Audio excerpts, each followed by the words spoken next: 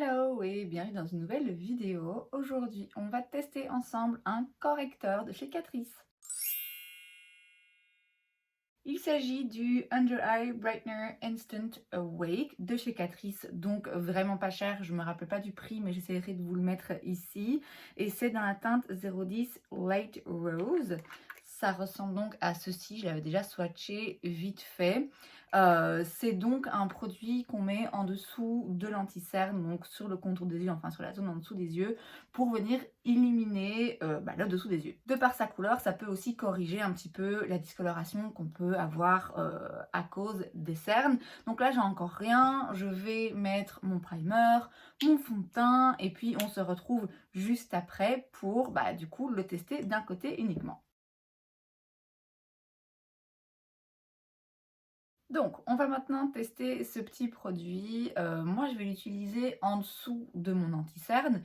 Ça peut s'utiliser seul aussi, hein, en fonction du make-up que vous faites. Si vous voulez juste ne pas trop faire votre teint et juste corriger un tout petit peu et illuminer le dessous des yeux, ça peut tout à fait s'utiliser seul. C'est juste que moi, voilà, c'est pas comme ça que j'aime faire les choses. Surtout si je mets du fond de teint ou d'office, je mets de l'anti-cerne. Donc, je vais le mettre d'un côté uniquement.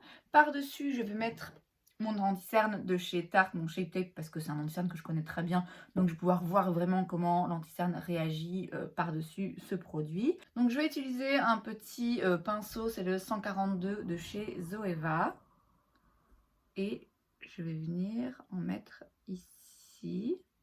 Je vais aussi l'appliquer un petit peu au doigt, histoire d'être sûre que la texture se fond bien. J'essaye de venir aussi un petit peu là, dans le creux, parce que moi j'ai de la discoloration ici également. Donc là on voit qu'il y a quand même un côté beaucoup plus lumineux. Ici ça se voit, hein, ça se remarque, c'est pas forcément très joli parce que comme je vous l'ai dit, comme j'ai du fond de teint, forcément la différence se marque un petit peu plus.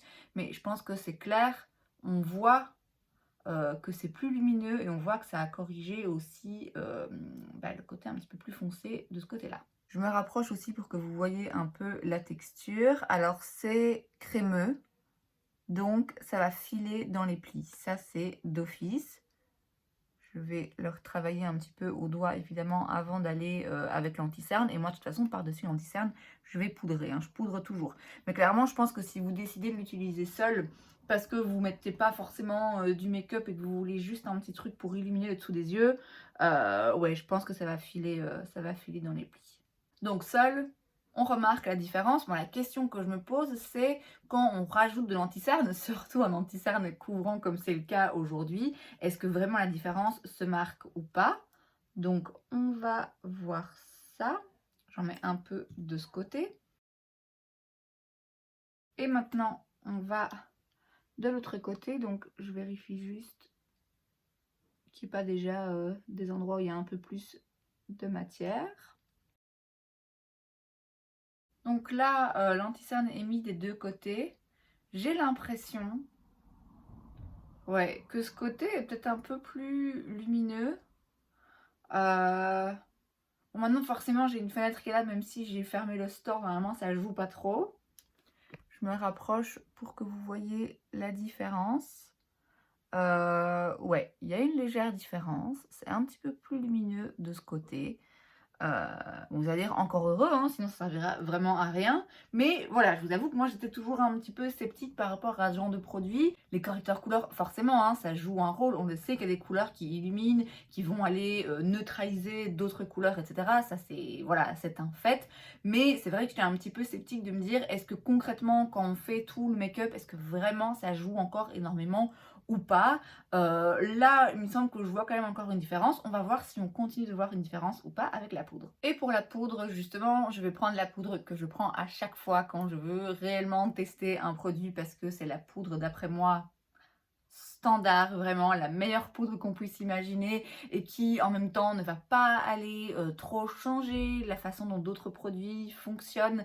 Elle va vraiment juste faire son taf de poudre de très belle façon et c'est la Laura Mercier. Donc avant ça, je viens quand même m'assurer qu'on ne va pas aller fixer un pli.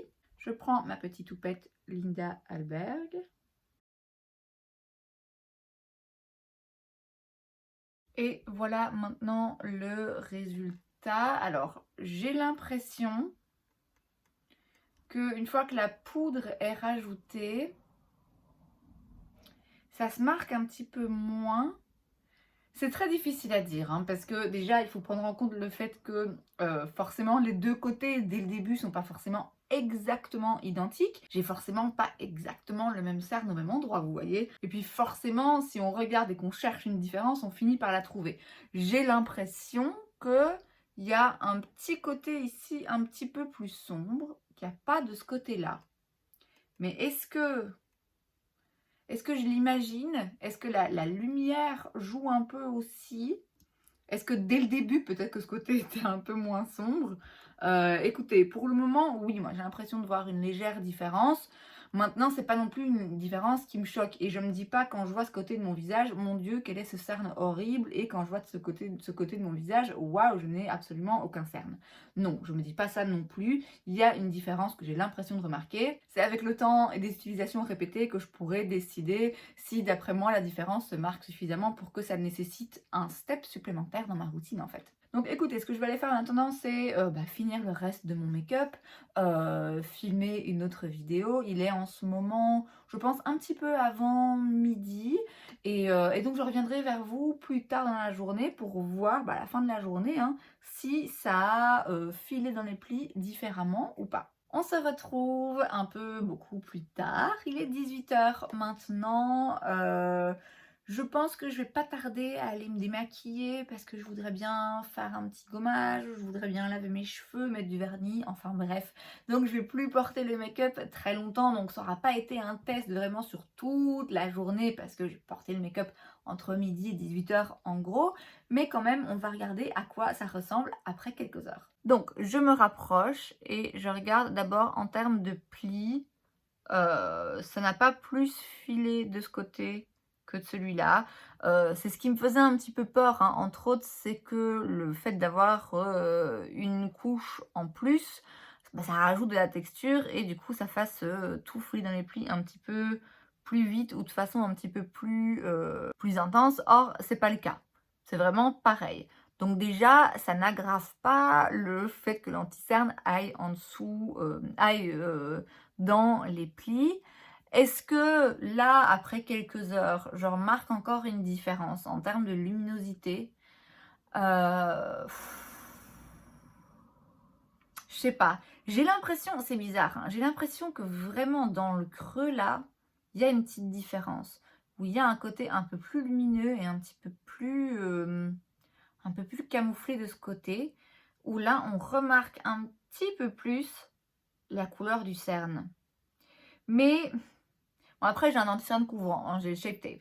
Et vous voyez, est-ce que j'en ai mis exactement la même quantité de côté? Enfin, c'est quand même difficile de se faire une idée comme ça sur un jour, un test. Je pense qu'il y a une petite différence. Je pense quand même que quand on a tout mis, la différence est minime. Donc globalement, ma première impression est fidèle à mes attentes.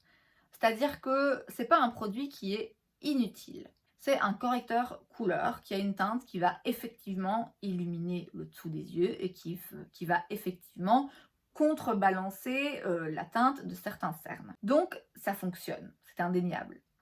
Néanmoins, comme je m'y attendais, une fois qu'on met de l'anti-cerne par-dessus et de la poudre, finalement la différence, même si j'ai l'impression qu'elle existe, je la trouve assez minime.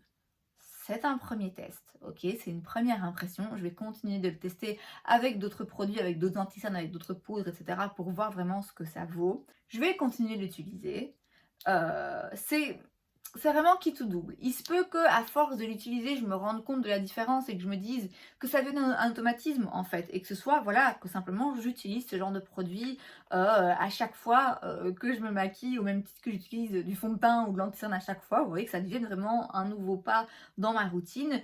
Il se peut aussi que après l'avoir utilisé quelques fois et me dit oui ok c'est sympa, ça passe à la trappe et j'oublie parce que, comme j'ai dit, c'est une étape en plus, c'est un truc en plus à faire, c'est un produit en plus à rajouter, c'est un pinceau en plus à nettoyer. Enfin, vous voyez, il y a plein de choses qui rentrent en compte qui me font penser que même si c'est efficace, même si je remarque une différence, je ne sais pas si cette différence justifie l'utilisation quotidienne de ce produit et l'achat de ce produit. Après, je note quand même que celui-ci particulièrement, il coûte une poignée d'euros. Ok, donc je suis contente de l'avoir testé, je suis beaucoup plus satisfaite de ce produit que je l'aurais été, je pense, si j'avais dépensé 30 balles, même si j'y pense, hein, j'y pense.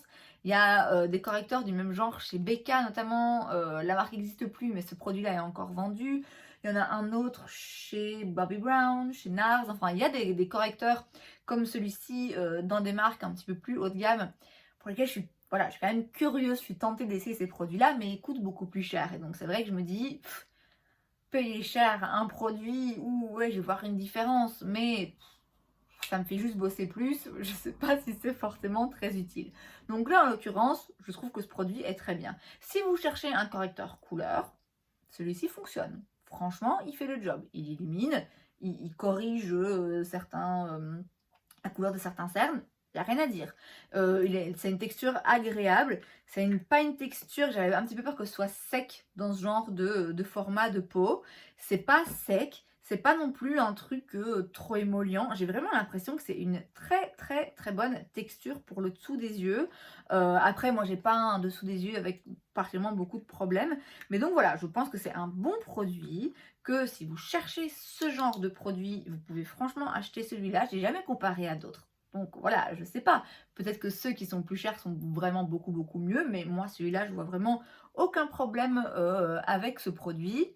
Simplement, je ne sais pas si c'est nécessaire dans ma routine. Je suis donc satisfaite du résultat, mais pas encore à 100% convaincue de la nécessité d'avoir ce produit. Je vais évidemment continuer à l'utiliser et je vous en dirai davantage quand j'en saurai davantage. Et c'est donc tout pour cette vidéo, j'espère que ça vous a plu. Si c'est le cas, n'hésitez pas à laisser un like. Vous pouvez aussi vous abonner à ma chaîne parce que c'est gratuit, donc pourquoi pas. Et moi, je vous vois la prochaine fois. Bye!